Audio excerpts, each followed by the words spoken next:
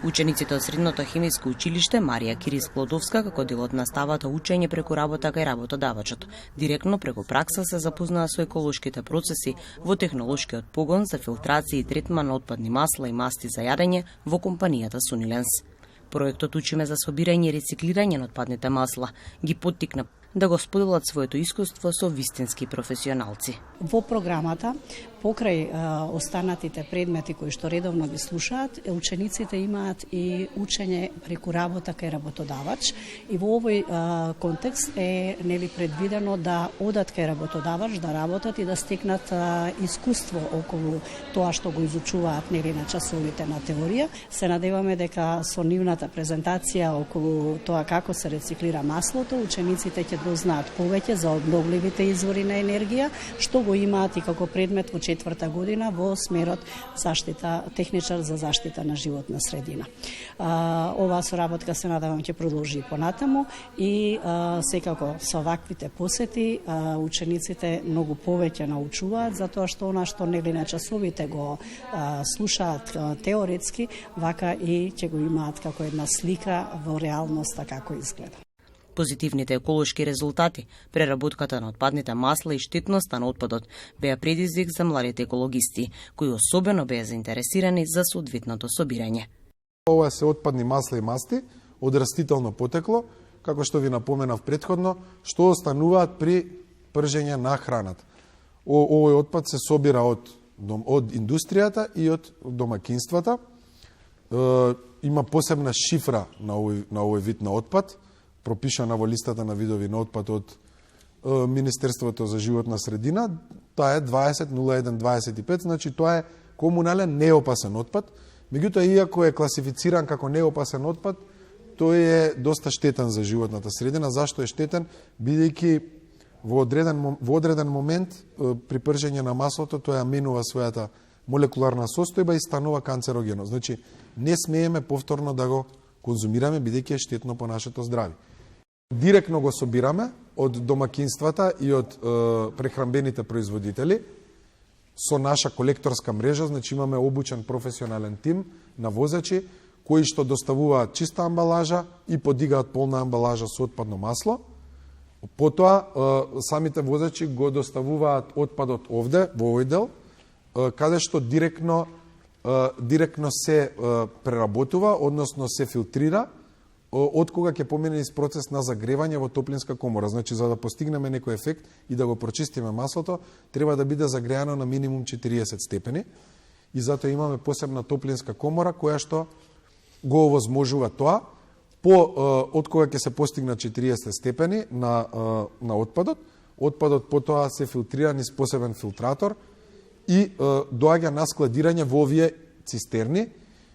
Тие се така дизајнирани за што подобро да може да се складира отпадното масло, да се извади тој непотребен талок, еве и овде кој што го гледаме, има дел секогаш во отпадот кој што го собираме, има дел неупотреблив талок, тоа е од храна, вода, што е насобрано при самото пржење на храната. Тој отпад, значи, се вади, затоа имаат и конусоидна форма овие цистерни. Тој отпад се вади и тој отпад не го фрламе во природата, иако не може да го употребиме, го доставуваме директно до фабрика за биогаз, каде што они си го користат во процесот на производство на биогаз, од кој што потоа го користат за производство на електрична енергија. Прочистеното масло се директно се вади од овие цистерни, се пренесува во транспортна цистерна со специјални греачи, бидејќи при транспортот не смее да се стврдне, треба да биде на одредена температура и се извезува директно до Австрија, до фабрика за биодизел, која што од него прави зелено гориво, биодизел, према стандардите 1.14, 214. Тоа значи дека овој отпад повторно се употребува за производство на зелено гориво и има голема економска вредност, а при тоа истовремено и ја штитиме и животната средина, нели, со самото правилно справување на овој отпад. Биодизел се добива од нерафинирани растителни масла. Процесот не е едноставен. За производство на биодизел гориво, значи мора да се запази еден дел каде што првин мораме тоа да го загрееме на некоја одредена температура, но не повисока од 60 степени, бидејќи користиме алкохол и катализатори. Како алкохол се користи метанол, а како катализатори се користат натриум хидроксид и калиум хидроксид. Затоа и велиме дека температурата не треба да биде повисока од 60 степени, да не дојде до испарување на алкохолот. Од кога сето тоа ќе го направиме, се остава биогоривото во самиот систем да одлежи отприлика околу 1 час, каде што ќе дојде до поврзување на масните киселини и создавање на глицерин. Глицеринот мора да се ослободиме од него, за да потоа повторно суровината, односно веќе добиениот производ како биогориво, мораме да го добиеме при покачена температура, каде што веќе во тој момент со помош на вакуум пумпи се отстрануваат сите алкохоли од него. Од кога ќе го отстраниме алкохолот веќе од биогоривото, следува начинот на негово прочистување. Ние порано правевме некои своји обиди, тоа го правевме со помош на вода и мешање, односно бублирање со компресиониран воздух. Ова е биодизел. Ова се добива од тоа и додатни суровини кои што ви објасни колегата Игор. Сега, што се постигнува, кои ефекти се постигнуваат со овој процес?